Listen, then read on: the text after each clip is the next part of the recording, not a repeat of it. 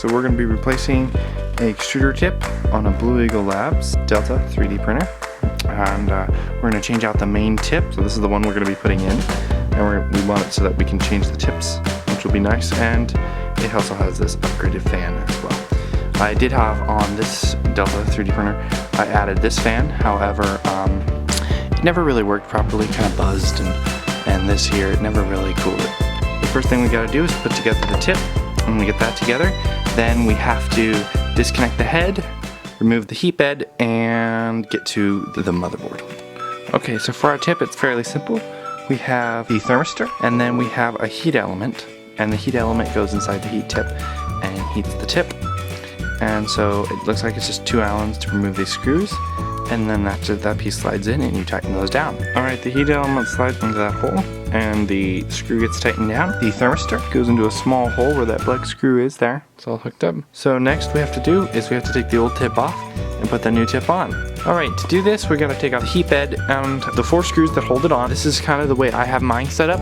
It'll be different for everyone else. I noticed with the new heat tip, the auto calibration won't work anymore, and I'll just make it a manual calibration instead of doing that. Well, it's actually better to have that anyway. So we're just going to go ahead and remove these 4 screws, loosen this up, and take everything off. Alright, there's the fan dismounted, heating up the tip so we can remove the plastic. Alright, the top's removed. You take off 2 screws and off the main piece and it comes off. Removing the tip is fairly simple. Just pull outwards. There we go. It comes out. And down. Alrighty, so there's the old tip. So we're going to put that away. Okay, there's the fan. We'll take that off. So before we continue, there's way too short of a cord for a fan cord on this thing, so I'm going to split it and extend the cord. Alright, so I went ahead and attached a wire to the fan. So now we have 3 long wires. So I'm going to go ahead and solder a connector onto the thermistor. There it is, soldered together.